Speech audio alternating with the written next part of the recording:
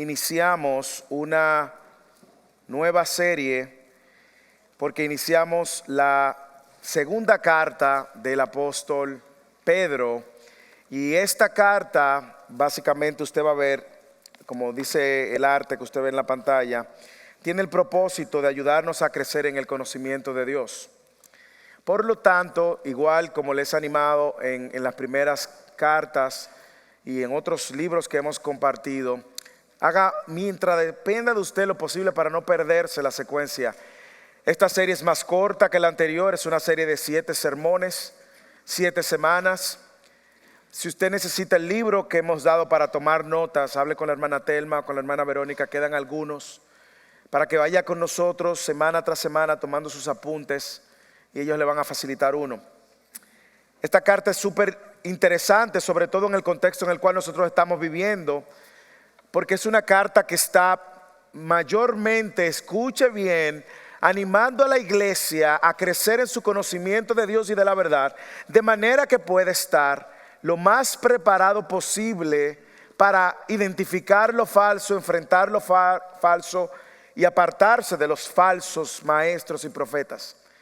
Hay 2 capítulos completos donde el capítulo 2 y parte del capítulo 3, donde él está básicamente haciendo una descripción muy detallada de cómo lucen los falsos maestros y profetas con los que ellos se tuvieron que enfrentar. A nosotros, claro, nos servirá de esperanza y de ánimo, y también nos servirá de brújula para nosotros poder también identificar la falsedad. La audiencia a la cual el apóstol Pedro escribe parece ser la misma por 2 razones. Lo primero que él dice en el capítulo 2, versículo 1, el capítulo 1, versículo 1, que esta carta va dirigida a quienes han recibido una fe como la de él. Y más adelante en el capítulo 3 también él habla y enseña que esta es la segunda carta, en el capítulo 3 versículo 1, esta es la segunda carta que les escribo, en las cuales, como recordatorio, despierto en ustedes, él dice, su sincero entendimiento. Entonces, a él referirse a una segunda carta, algunos estudiosos entienden que es la misma audiencia, otros entienden que no. Pero pareciera que sí. Lo único que ahora esta iglesia, si fuera la misma audiencia, estaría enfrentando otro tipo de amenazas, que es la amenaza de falsos maestros. Nosotros vamos a ver que esta carta tiene un marcado interés en animarnos a crecer en el conocimiento de Dios, porque creciendo en el conocimiento de Dios, nosotros vamos a aprender muchas cosas. Uno, cómo luce una vida de piedad genuinamente. Cómo nosotros podemos identificar entonces a un falso que no muestra esa vida de piedad. Cómo podemos identificar, denunciar y enfrentar a estos que viven una vida impía, si se puede llamar de alguna manera.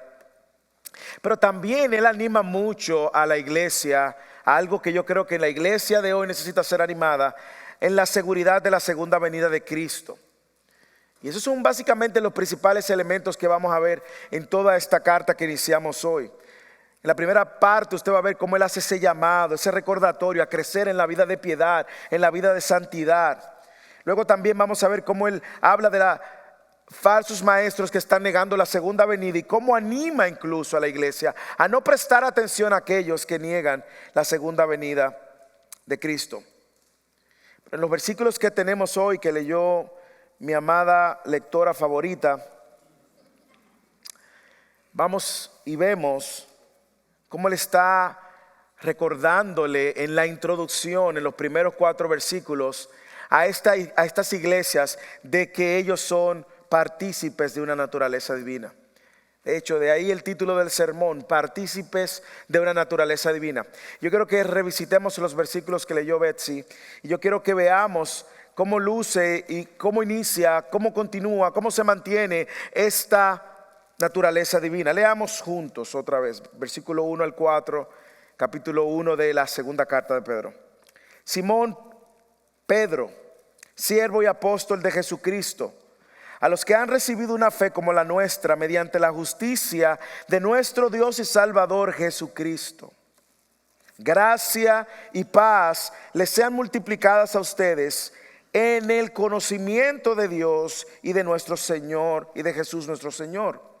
Pues su divino poder nos ha concedido todo cuanto concierne a la vida y a la piedad, mediante el verdadero conocimiento. Aquí otra vez el conocimiento. Mediante el verdadero conocimiento de aquel que nos llamó por su gloria y excelencia. Por ellas Él nos ha concedido sus preciosas y maravillosas promesas, a fin de que ustedes lleguen a ser partícipes de la naturaleza divina, habiendo escapado de la corrupción que hay en el mundo por causa de los malos deseos. Usted ve qué directo es Pedro en esta carta. Al iniciar la carta quiere afirmar algunas verdades que son importantes y contundentes para que ellos puedan ver la importancia y la relevancia que tiene crecer en el conocimiento de Dios, en el conocimiento de la verdad. Nosotros vamos a ver que esta verdad que Él está diciendo a esta iglesia o estas iglesias no deja de ser solamente y dejó de ser importante para ellos, es importante para todo creyente. Todo creyente, todo cristiano debe de preocuparse y hacer del crecimiento del conocimiento de Dios una prioridad en su vida. Tiene muchas implicaciones mientras caminamos los años que Dios nos regala en la tierra. Por eso usted ve que la idea central que Pedro persigue es animarlos a ver cómo este conocimiento los hace entendidos de esta naturaleza divina. Y como dije, de ahí el título del sermón, partícipes de la naturaleza divina. El sermón hoy quiere recordarnos, animarnos y centrar todo lo que hablemos en la verdad de que la salvación de Dios, la salvación que tenemos de Dios, nos hace partícipe de una nueva naturaleza. Por eso, como sus hijos, debemos de crecer en el conocimiento de Dios, su obra, su poder y sus promesas. Lo voy a repetir. La salvación de Dios, la salvación que tenemos, nos hace partícipe de una nueva naturaleza. Por eso, como sus hijos, debemos de crecer en el conocimiento de Dios, su obra, su poder y sus promesas.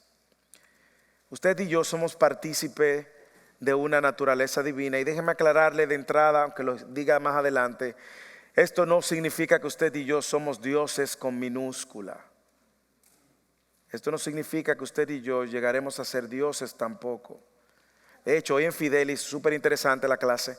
Esa fue una de las preguntas. ¿Qué hacemos con aquellos que dicen que nosotros somos dioses con minúscula? Bueno, una de las respuestas que uno de los hermanos dio en Fidelis, ayudando, era que esas fueron justamente las mismas palabras de Satanás cuando tienta a Eva y a Adán en el desierto. Le dice, si ustedes comen van a ser igual que Dios. Bueno, yo creo que algo que Pedro quiere hacer énfasis es por la importancia de que ahora somos salvos en Él. Tenemos que crecer en ese conocimiento de quién es Dios para que nosotros podamos entender que vivimos en una nueva naturaleza dada por Dios. ¿Cómo luce esta nueva naturaleza? Bueno, nosotros hemos recibido la salvación de Dios. Esa naturaleza divina también nos permite crecer en el conocimiento de Dios. Por esa nueva naturaleza somos sostenidos por el poder de Dios. Y gracias a esa obra salvadora somos partícipes de la naturaleza de Dios. Vamos a ver esto, versículo 1. Como Pedro recuerda que hemos recibido la salvación de Dios. Simón Pedro, siervo y apóstol de Jesucristo, a los que han recibido una fe como la nuestra, mediante la justicia de nuestro Dios y Salvador Jesucristo. Yo creo que nos queda muy claro que esta carta no es para todo el mundo, ni tampoco esta naturaleza divina es para todo el mundo. Usted ha escuchado más de una vez personas que le dicen, todos somos hijos de Dios. ¿Usted lo ha escuchado? ¿Verdad que sí? O probablemente usted le ha dicho a alguien, todos somos hijos de Dios. No todos somos hijos de Dios. Todos somos criatura de Dios, hechos, creados por Dios. Pero solamente los hijos de Dios son aquellos que han recibido una fe para creer, para seguir una fe como la que dice el apóstol Pedro. Lo primero que usted tiene que observar, quién está escribiendo, y Pedro él mismo se designa como siervo y apóstol de Jesucristo, como sirviente, como esclavo. Y Pedro lo que está diciendo al inicio de su carta es que él está sometido bajo la autoridad de Jesucristo, que él se sometió a su señorío. Por lo tanto, esta fe de la que él dice que comparte con todos los creyentes es un recordatorio de que él está bajo ese señorío también. A mí me encanta que Pedro está refiriendo esta carta a aquellos que comparten la misma fe, que tienen el mismo sentir, que han sido llamados de la misma manera, salvos por la única obra de redención. Es importante que la audiencia a la cual él escribe les recuerda que él es un enviado de Cristo, que él es un apóstol que tiene autoridad apostólica. Hoy otra vez en Fidelis, para los que se están pidiendo Fidelis, se están perdiendo de filetes. Hoy en Fidelis hablábamos y preguntaba a un hermano que si hay apóstoles en este tiempo. Bueno, no. La respuesta fue clara, contundente y fuimos por unos textos. Pero Pedro y Pablo necesitaban ambos recordarles a quienes escribían en algunas ocasiones de que él tenía una autoridad apostólica. Y por eso le dice, se presenta como siervo y apóstol. Ahora, a los que han recibido una fe como la nuestra mediante la justicia de nuestro Señor y Salvador Jesucristo, si usted lee eso, y nos vamos a detener, usted observa con detenimiento todo lo que dice ahí. ¿Usted lo ha observado? Nosotros pudiéramos literalmente quedarnos en ese versículo. Yo quiero que usted observe conmigo algunas cosas de esta línea, los que han recibido una fe como la nuestra, mediante la justicia de nuestro Dios y Salvador Jesucristo. No solamente dice que somos salvos por Él, pero yo quiero que observemos algunas cosas. Esa salvación que hemos recibido de Dios es el resultado de la soberanía de Dios.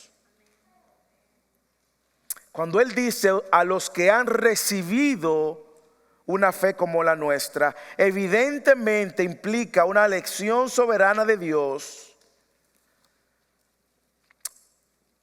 a pesar de que aquellos que han recibido lo han recibido por gracia, no porque lo merecen.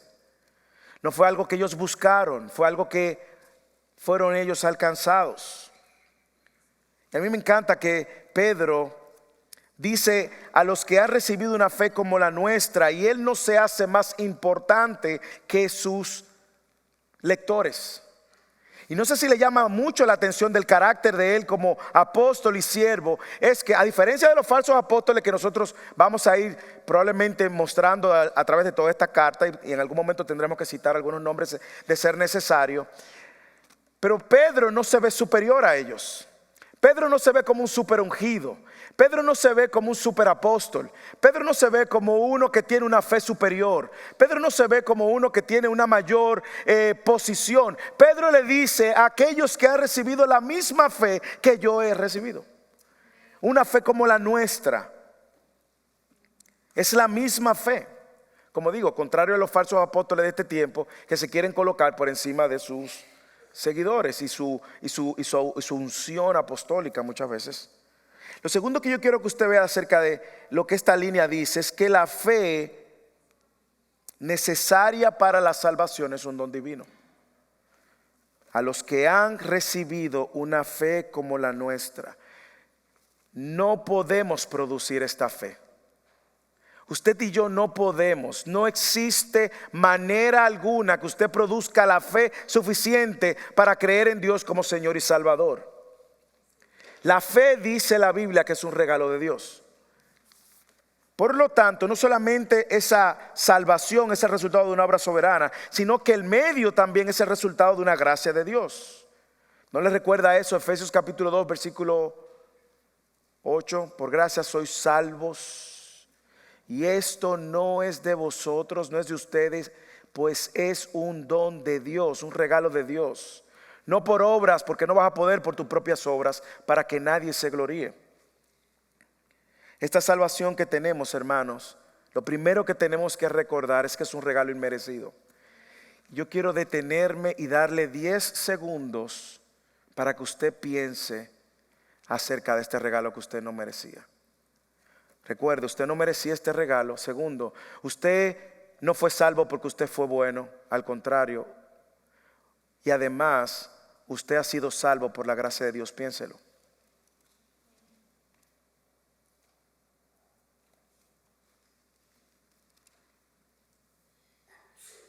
Probablemente tú estés aquí y digas, bueno, yo no tengo esa fe.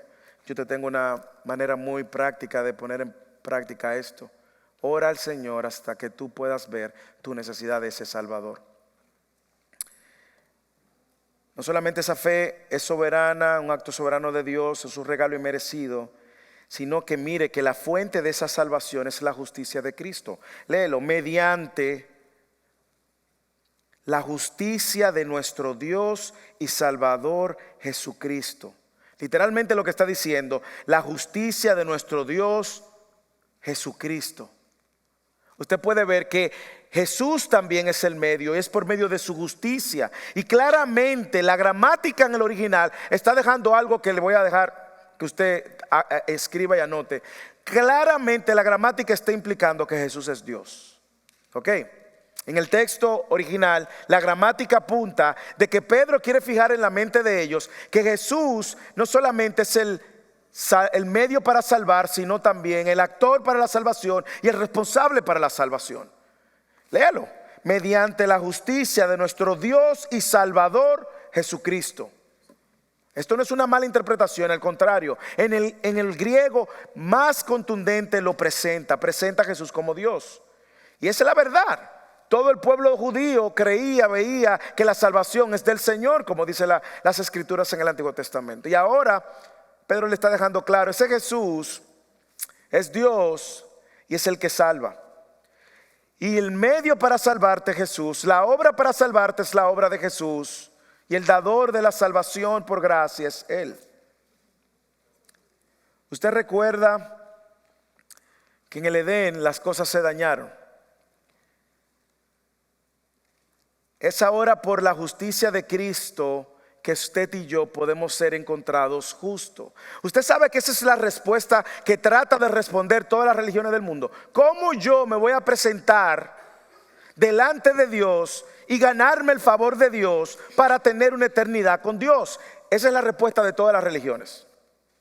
Pero usted va a encontrar que todas las religiones te van a decir, tú tienes que hacer esto, hacer tantos rezos, caminar tantos kilómetros, o tú vas a tener que hacer el ayuno tal, el ayuno del Ramadán, ir a la mezquita, vas a tener que orar 5 veces al día, hacer. Pedro está diciendo, no. Esta salvación, esta fe que hemos recibido mediante la justicia de nuestro Dios y Salvador. Ese Dios es el que salva y es Jesús. Y es por su justicia que ustedes van a ser encontrados salvos, aceptos. Cuando usted y yo estemos delante de Dios, no se le ocurra, y yo sé que no se le va a ocurrir porque no se le va a poder ocurrir, pero no se le ocurra decir, Señor, yo fui bueno. Mire, hermano, ahí mismito le abren la compuerta y cae en el infierno. Bueno, no es tan así, ¿verdad? Pero usted sabe a lo que me refiero. Recuerde que en el Edén, para que usted entienda un poco de la justicia a la cual nos referimos, y esta justificación, la cual algunos comentaristas entienden que se está refiriendo al carácter justo de Dios, otros comentaristas entienden que se está refiriendo a la justificación de Jesús. Cuando leo el texto y veo lo que el texto dice más adelante, me inclino por la idea de la justificación de Jesús. A y B no se contradicen. Pero en el Edén, recuerde que el hombre perdió esa capacidad de estar en comunión con Dios. ¿Usted lo recuerda? En el Edén el hombre vivía en una relación perfecta. En el Edén el hombre estaba en el cielo, literalmente. Y por causa del pecado, entonces, nosotros vemos que todo el desarrollo de la humanidad, lo que ha existido es el intento fallido del hombre de tratar por sus propios medios de reconciliarse con Dios. En eso es que consiste la religión. ¿Por qué existen tantas religiones? Porque el hombre de manera fallida intenta reconciliarse con Dios. El hombre no puede. Pero Dios en su eternidad y en su plan soberano, en su eternidad pasada, ya tenía un plan pensado, y era que Dios iba a descender. Dios el Hijo iba a descender y toma forma de hombre. Juan capítulo 1, en el principio era el verbo era con Dios y el verbo era igual a Dios. Versículo 14 del capítulo 1 de Juan. Y aquel verbo se hizo carne y habitó entre nosotros. Dios se encarna ahora para vivir una vida completamente perfecta que usted y yo nunca hemos vivido, por más bueno que usted se considere. Y cumple con el estándar de Dios, llena el estándar de Dios. Y va entonces a la cruz a morir por el pecado suyo y el mío. Y el de todos aquellos que en la historia, ahí está el pecado, en la cruz. Su pecado, ese pecado sucio que usted quiere ocultar, el mío también. Cristo va a la cruz y recibe ahí todo el castigo. Y lo que se da es lo que nosotros muchas veces cantamos, este glorioso intercambio. Donde Cristo toma tu lugar, mi lugar en la cruz. Recibe toda la ira de Dios. Y muere en la cruz, derrama toda su sangre como pago de nuestra esclavitud. Y eso se llama redención. Pero sucede algo glorioso, que en ese intercambio ahora, Él cargó con nuestros pecados y toda su justicia es imputada, es dicho, es transferida a usted. Y ahora usted se ve justo delante de Dios. Y cuando usted muera, usted va a entrar delante de la presencia de Dios, hermano, sin temor. Entre libre, lo único que no entre pensando que usted está entrando por sus propios méritos, porque no es por su propio mérito que usted va a estar entrando. Usted va a estar corriendo a los brazos de Dios y a los brazos de nuestro Señor por los méritos de Cristo. Y esa justicia perfecta de Cristo es la que nosotros hoy tenemos mediante Cristo. Dígame si eso no es glorioso. Dígame si en la práctica eso no me desprende de mi ser un deseo de tratarme de justificarme por mis propios medios delante de Dios. Hermanos, usted no puede justificarse por su propio medio delante de Dios. Usted solamente es justificado por medio de la justicia que usted tiene del justo Cristo. Mire cómo esto tiene vida cuando Pedro está diciendo a los que han recibido una fe como la nuestra mediante la justicia de nuestro Dios y Salvador. Él es el único justo y Él es el único que salva. Y ahora usted y yo podemos estar y ser aceptos delante de Dios. ¿Usted sabe por qué es importante que usted entienda esto? Porque en su naturaleza y en mi naturaleza caída, nosotros insistimos de tratar de sentirnos bien delante de Dios en función de mi desempeño. Y yo sé que todos en algún momento nos hemos tragado dicen en inglés, se bebió el Kool-Aid. Nos hemos bebido el Kool-Aid, nos hemos comido la mentira, nos hemos tragado la mentira de que hay días que usted no se siente bien delante de Dios. Dice, no voy para la iglesia porque no me siento bien. Espérese, usted no está entendiendo la fe. O usted dice, no, es que Dios no me, yo pequé y yo me siento lejos de Dios. Mire, usted se puede sentir como usted quiera. Pero si usted está en Cristo, arraigado en Cristo, como usted se siente no define su posición en Cristo. Y es lo que Pedro quiere fijar. Como usted se siente no define su posición. Usted se siente lejos por causa de su pecado. Arrepiéntase y apártese. Pero en Cristo usted está arraigado en una posición. Y es que usted ha recibido una justicia que usted no podía alcanzar. Por lo tanto, usted va a escuchar a Pablo escribiendo en su segunda carta a la iglesia de Corintios, capítulo 5, versículo 21, cómo luce esta glorioso intercambio. Al que no conoció pecado, dice Pablo, le hizo pecado por nosotros para que fuéramos hechos justicia de Dios en él. Usted lo ve. Usted puede entender, nosotros somos ahora partícipes de esa nueva naturaleza, una naturaleza divina, porque hemos recibido esa justicia inmerecida. Y es algo que solamente Dios puede hacer. Y es lo que Pedro quiere dejar claro. Hermanos, que esto nos mueva a la paz. Si usted viene de un trasfondo legalista, donde sus acciones definían su posición, descanse en esta verdad. O si usted viene de un trasfondo liberal donde usted ha querido abusar de la gracia, recuerde lo que costó la justicia y justificarnos, declararnos justos. Dios nos ha hecho suyo y Dios nos ha salvado. Yo sé que tendremos tiempo para hablar de la salvación, sobre todo en Fidelis, pero hermanos, Pedro quiere arrancar la carta y rápidamente quiere fijar en la mente de su audiencia la gloriosa verdad de que hemos recibido una fe por gracia y de que es por la obra de Cristo, la justicia de Cristo, que Dios, solo Dios nos salvó y nos hizo suyo. Así que esa nueva naturaleza inicia ahí con esa salvación.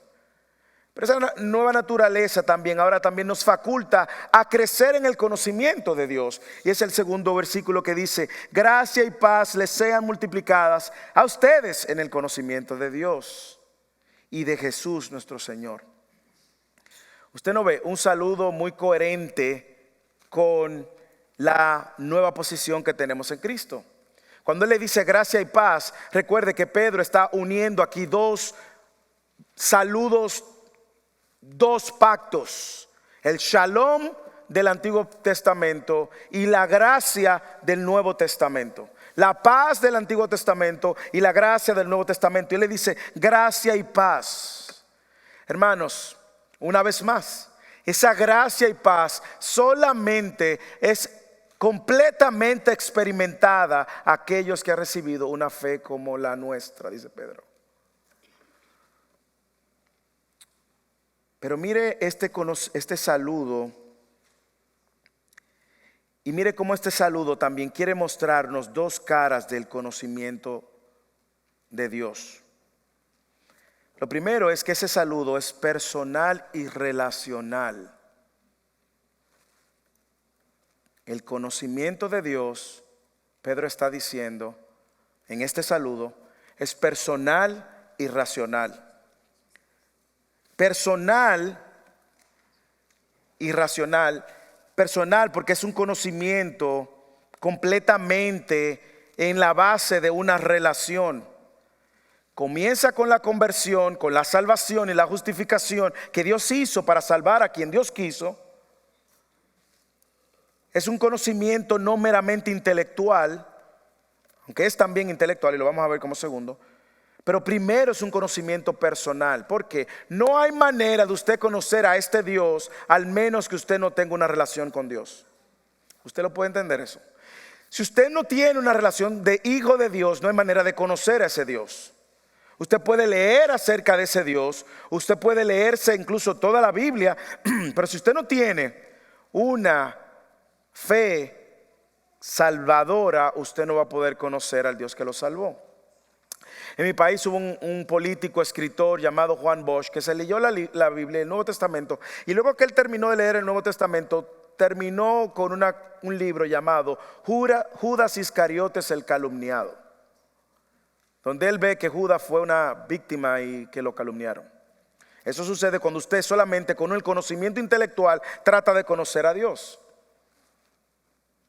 Juan 10:14 dice Jesús: yo soy el buen pastor. ¿Y qué dice? Y conozco mis ovejas y las mías me conocen, de igual manera que el Padre me conoce.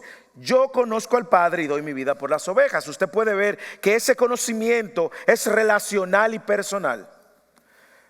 Ahora también es bueno que sepamos que es un conocimiento intelectual. Es un conocimiento que entra por la mente. Y déjeme decirle, usted nunca ha visto que los autores del Nuevo Testamento ni los escritores de la Biblia nunca desconectaron el conocimiento intelectual con el conocimiento personal. Son necesarios. Entra por la mente. De hecho, si usted ve a través de todas las escrituras, se va a dar cuenta que desde el Antiguo Testamento Dios tenía un interés de que su pueblo le conociera. Cuando Dios en Deuteronomio capítulo 6, versículo 4, 5 y 6 encarga a los padres de repetirle las verdades que iban a estar en el corazón de los padres, y se las repetirás a tus hijos cuando se levanten, cuando se acuesten, al dormir, al levantarse, en la puerta. Ese es un conocimiento que ellos estaban pasando, meramente conocimiento intelectual, para que ellos fueran creándose una idea de ese Dios. Usted va a ver que crecer en el conocimiento de Dios va a ser un tema cardinal en esta carta, porque ha sido un tema cardinal en todas las escrituras. Jeremías capítulo 9, versículos 23 y 24, por ejemplo. El profeta Jeremías dice: no se gloría el sabio en su sabiduría, ni se gloría el poderoso en su poder, ni se gloría el rico en su riqueza. Pero si de algo usted va a gloriarse, gloríese en esto, de que me entiende, dice Dios, y me conoce. Aquí usted ve las dos cosas. Relación e intelecto. Pues yo soy el Señor que hago misericordia, derecho y justicia en la tierra, porque en estas cosas me complazco, declara el Señor. Eso fue lo mismo que Jesús le dijo a sus discípulos en Juan 14:6. Yo soy el camino, la verdad y la vida. Nadie viene al Padre si no es por mí. Y dice, si me hubiera conocido, también hubieran conocido a mi Padre. Es el deseo de Pablo en casi todas sus cartas. Filipenses 1:9, en el capítulo 2 de Efesios, en Colosenses 1:9. Mire a Pablo escribiendo. Por esta razón también nosotros, desde el día que supimos, no hemos cesado de orar por ustedes. ¿Y qué tú orabas, Pablo? Bueno, nosotros pedimos de que ustedes sean llenos del conocimiento de su voluntad, en toda sabiduría y comprensión espiritual. ¿Por qué yo necesito este conocimiento? ¿Por qué no solamente ese conocimiento de Dios que llega cuando Dios me salva y me establece una relación con Dios? Yo necesito ese conocimiento de Dios, dice Pablo, para que anden como es digno del Señor, haciendo en todo lo que le agrada, dando fruto en toda buena obra y creciendo otra vez en el conocimiento de Dios. Usted ve cómo los apóstoles, los discípulos no desconectaban el conocimiento relacional, conozco a Dios, Dios me conoce, soy suyo, Él es mío, sino también el intelecto, el conocimiento, que mucha gente usted va a encontrar quiere ahora minimizar. Usted va a escuchar gente que va a decir, yo no necesito la Biblia. Usted va a escuchar gente que dice, yo puedo predicar en el Espíritu. Pero yo me pregunto, ¿en cuál Espíritu? Porque la Biblia dice que el Espíritu Santo toma de lo del Padre y que el Espíritu no va a guiar entonces esta verdad. Entonces, ¿a qué se está refiriendo? Hermanos, crecer en el conocimiento de Dios va a tener un impacto directo en la manera como nosotros vivimos la fe. Y eso es lo que Pedro dice, lo que Pablo dice, lo que la Escritura muestra. Por lo tanto, yo no solamente soy salvo y entro en una relación con Dios, sino que ahora esta nueva naturaleza me faculta a crecer en un conocimiento inagotable de Dios. Y le aclaro, no vamos a poder conocer completamente a Dios en este mundo caído. Porque Dios es infinito y nosotros tenemos una mente finita. Pero sí podemos ser diligentes en ver cómo ese conocimiento de Dios va a ayudarme a crecer en mi asombro de Dios, de manera que yo pueda vivir de acuerdo a la voluntad de Dios y obedecer a Dios. Lo peor que le puede pasar es que usted viva su vida en una relación donde usted cree que está agradando a Dios. Y qué triste sería que al final de sus días usted se va a dar cuenta de que usted no conocía a Dios. No, eso es lo que pasa en Mateo capítulo 7, versículo 22. En aquel día, el día final, muchos vendrán a mí. Señor, Señor, no profetizamos en tu nombre. No hicimos muchos milagros. No echamos fuera demonios. Hermano, el veredicto más triste que se va a escuchar en el universo es en ese día. Y yo les diré, apártense de mí, hacedores de maldad, nunca os conocí. Gente que cree que está haciendo la voluntad de Dios. Y peor, iglesias o creyentes que creen que esas son las manifestaciones que validan a un cristiano. Y dicen, ese es un ungido de Dios. Y Jesús diciendo, apártense de mí, yo nunca lo conocí a ustedes. Vamos a ver esto en práctica, hermanos. Déjame hacerle algunas preguntas reflexivas, de manera que podamos poner esto en nuestro contexto personal. ¿Usted vive la fe como alguien que conoce a Dios? ¿O cómo conocer a Dios le ha ayudado en su andar diario? ¿Cómo yo sé, pastor, si yo conozco o no conozco a Dios? Mire cómo usted reacciona a la tensión de la vida. Mire cómo usted reacciona a los problemas de la vida. Mire cómo usted reacciona a los desafíos de la vida. Y usted se va a dar cuenta que tanto usted conoce a Dios. ¿Camina usted en la gracia que ha recibido?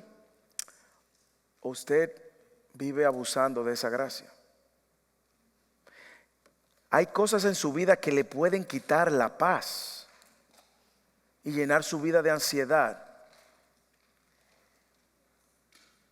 ¿Camina de una manera digna en el Señor? Yo me pudiera pasar todo el resto del sermón haciendo preguntas. ¿Usted conoce la voluntad de Dios? ¿O usted vive de acuerdo a la voluntad de Dios? ¿O usted ha creado su propia versión de Dios? Hermanos, usted ahora ha sido salvo con un propósito, y es poder vivir para la gloria de Dios. Pero usted no va a vivir para la gloria de Dios si sus acciones no traen gloria a Dios. Y sus acciones van a traer a gloria a Dios cuando usted conoce la voluntad de Dios y vive de acuerdo a esa voluntad. Es una cadena. Somos partícipes de una nueva naturaleza que inició con esta salvación que vino de Dios, que ahora en esa relación con Dios, por esa fe que hemos recibido, nosotros podemos crecer en el conocimiento de Dios. Pero hay más. Nosotros somos sostenidos por el poder de Dios. Mire el versículo 3. Pues en su divino poder nos ha concedido todo cuanto concierne a la vida y a la piedad. Dios nos ha concedido, Dios nos ha provisto, Dios nos está sosteniendo, nos ha dado todo lo que necesitamos concerniente a la vida y a la piedad. Pero mira otra vez el tema del conocimiento presente. Mediante el verdadero conocimiento de aquel que nos llamó por su gloria y su excelencia. Y aquí Pedro quiere comunicar algo muy contundente. Dios ha provisto todo lo que los creyentes necesitan.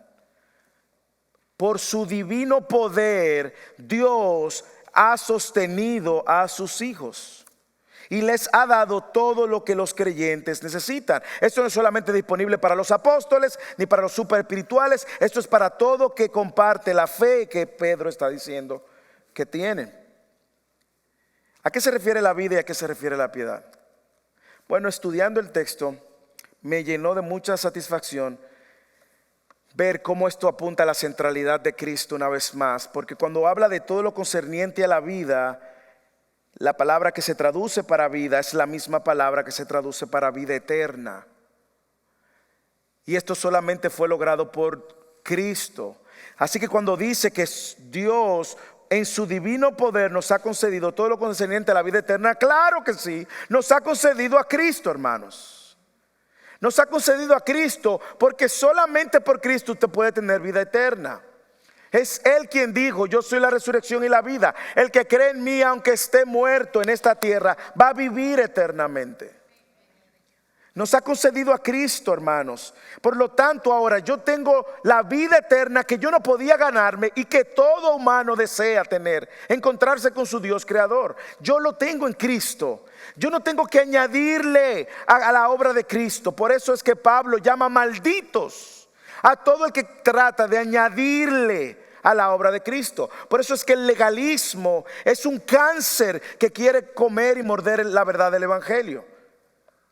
Por eso es que cuando yo digo el evangelio más, ese más automáticamente está fuera. O cuando yo digo que el evangelio es solo la prosperidad, el dinero y la provisión que Dios te da para esta vida, y estoy aguando, diluyendo el evangelio. Maldito, le llama Pablo.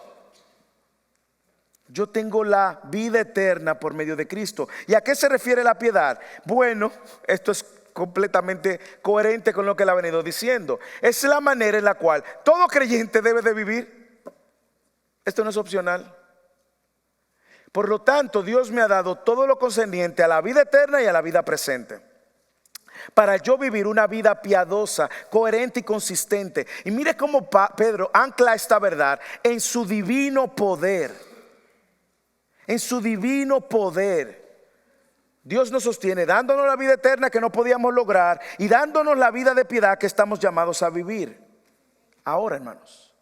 Ahora y de cara a la segunda, hasta que Cristo vuelva. Y mire cómo en el capítulo 3 él hace referencia y conecta ambas cosas. Yo quiero que usted me siga.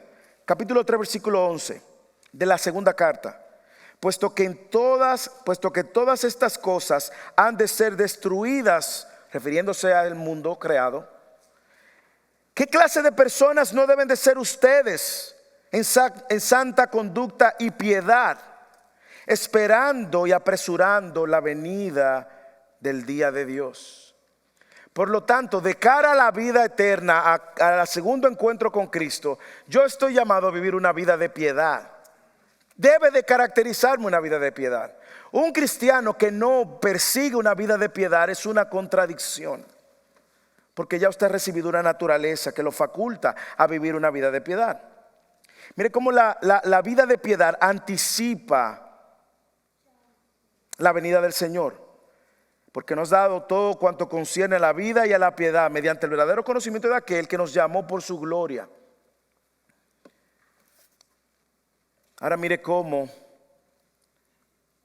nosotros también vamos creciendo en esas verdades que necesitamos para poder vivir esa vida que hemos llamado, mediante el verdadero conocimiento de aquel que nos llamó por su gloria y excelencia. Mire la conexión de todo lo que Pedro ha dicho.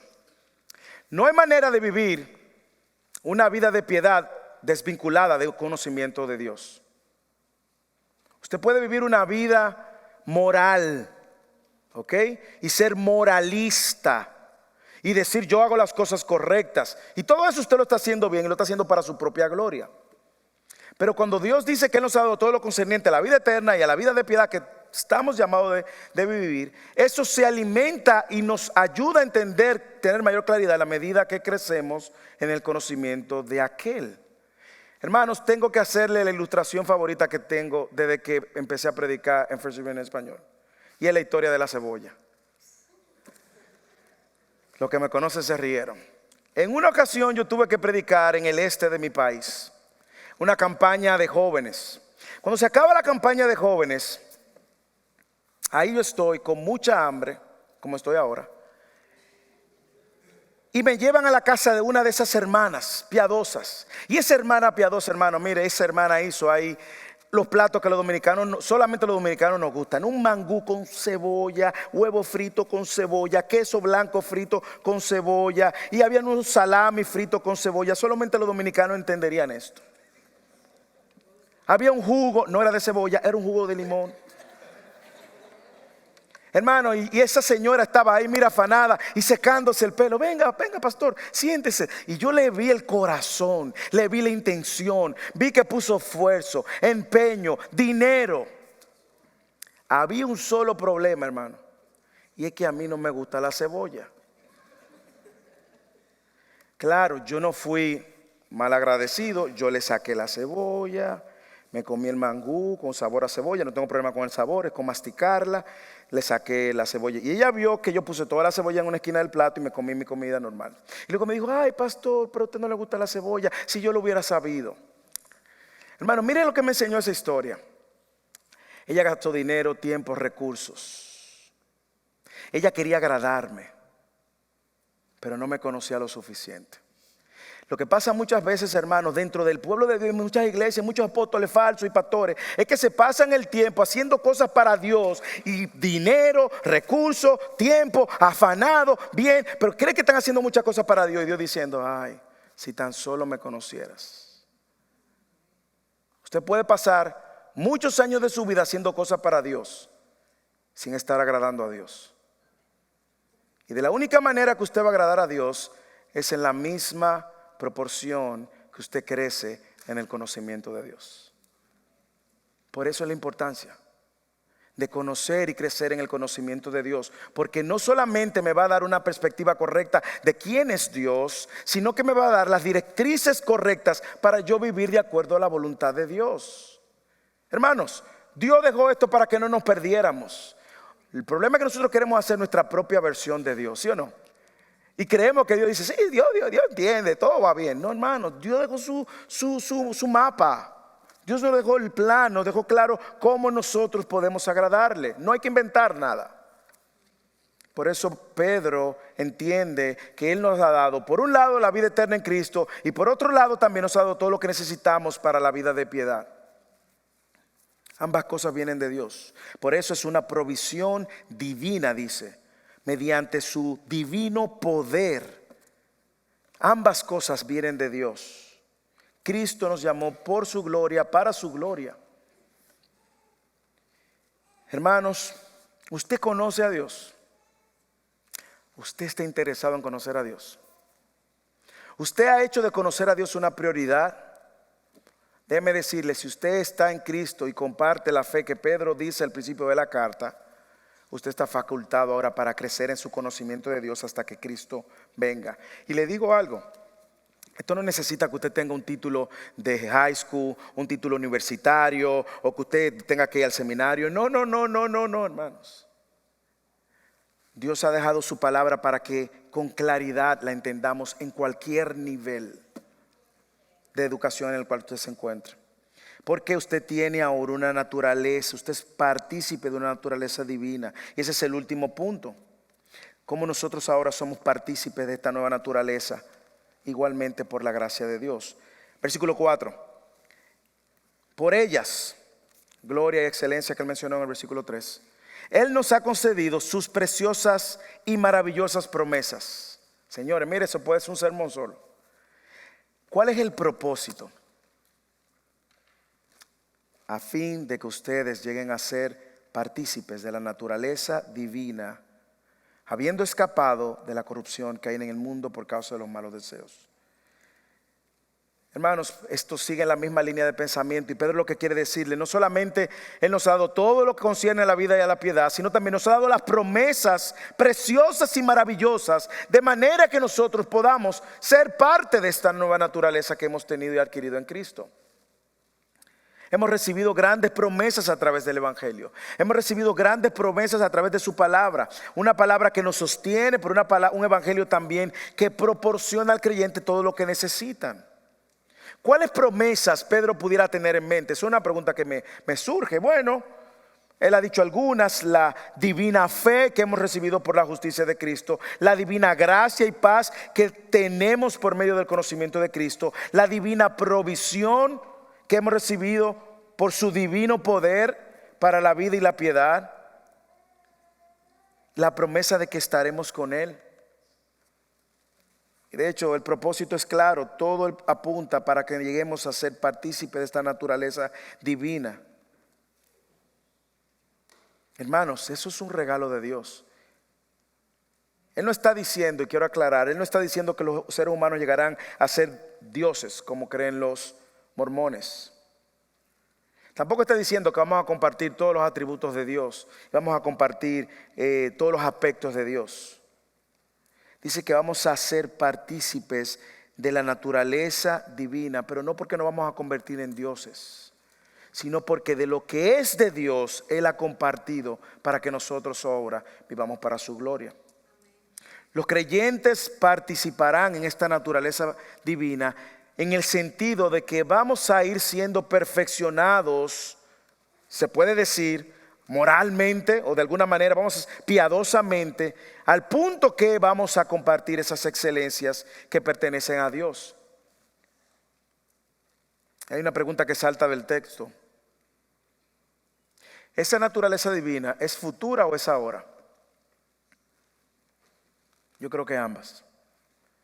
Yo creo que Pedro se refiere a ambas cosas. Yo creo que hay una realidad que vamos viviendo progresivamente. Por Filipenses 1:6 dice que el que empezó la buena obra la ha ido perfeccionando. Y también, como leíamos hoy en una de las cartas de Pablo, como él nos recordaba que vamos creciendo en Efesios capítulo 4, versículo 16 por ahí, vamos creciendo a la imagen, a la plenitud de la estatura de Cristo. Por lo tanto, la vida que nosotros vivimos es un despliegue de la obra de Cristo y es un despliegue de la naturaleza que ahora nosotros tenemos de Cristo. Pero también va a haber un momento, hermano, donde vamos a poder ver cara a cara al Señor, porque vamos a estar completamente perfeccionados. Porque yo creo que es una nueva naturaleza ahora también, por lo que él dice el texto, habiendo escapado de la corrupción que hay en el mundo por causa de los malos deseos. Dios nos ha dado la promesa de la salvación, nos ha dado la manera de conocerle a Él, nos ha dado todo lo que nos ha provisto por su poder, todo lo que necesitamos para que nosotros podamos vivir esta nueva naturaleza. ¿Por qué Pedro quiere hacer un énfasis de esto en el principio de la carta? ¿Usted sabe por qué? Porque si ellos no reconocen quiénes son en Cristo y cómo lucen los cristianos, pueden ser engañados por falsos cristianos, pseudos cristianos, falsos maestros también, que es uno de los temas cardinales en la carta. Así que Él nos pone todo el plan delante de nosotros al inicio de la carta, de que nosotros entendamos que esa nueva naturaleza trae consigo una nueva manera de vivir. Hermanos, mire, se me acabó el tiempo, pero yo quiero animarle a que usted reflexione. Que usted reflexione en algo que usted va a escuchar una y otra vez en esta carta, una y otra vez en esta carta. Y de hecho la semana próxima es más de lo mismo, de crecer en el conocimiento de Dios. Añádele a la fe, la virtud, al conocimiento, la fe y bueno, la lista de cosas que dice en la segunda carta. Déjame leerle un poco de lo que va a decir la próxima semana. Versículo 5. Por esta razón, obrando en toda diligencia, añada a su fe virtud y a la virtud conocimiento, otra vez conocimiento, el conocimiento dominio propio, porque es la manera como nosotros debemos de ir viviendo y creciendo. ¿Usted conoce a Dios o usted cree que usted conoce a Dios? Pastor, ¿cómo yo sé que conozco a Dios? Usted conoce a Dios no por el contenido que usted tenga aquí solamente. Es como usted vive lo que usted tiene de Dios en su mente. Es como usted va mostrando que el conocimiento de Dios te va haciendo a ti cada vez más dependiente de Dios y más humilde y menos dependiente de ti y menos orgulloso. ¿Usted quiere conocer a Dios? Le invito a Fidelis los domingos a las 10:45. Le invito a los grupos de crecimiento, diferentes días, diferentes horas. Le invito a la reunión de hombres. Ayer tuvimos una a las 6:30. Le invito a la reunión de damas. Estamos creciendo juntos en comunidad, conociendo los aspectos. A la reunión de jóvenes que también se reunió ayer. Le invito a que no se pierda la serie de Segunda de Pedro. Y si usted nos visita, esa es la pregunta que tú debes de responder esta noche, esta tarde, este día. ¿Tú conoces a Dios? No intelectualmente, sino relacionalmente. Si tú no conoces a Dios, el llamado de Dios para ti es que corras a sus brazos porque estás en una condición de enemistad con Dios. Y esa enemistad con Dios, aunque tú digas, no, pero yo amo a Dios y Dios me ama. No, espérate. Tú amas a Dios, tú vas a vivir de acuerdo a la voluntad de Dios. Tú vas a querer seguirle porque tú reconoces que Él es lo más grande, incomparable, como cantábamos.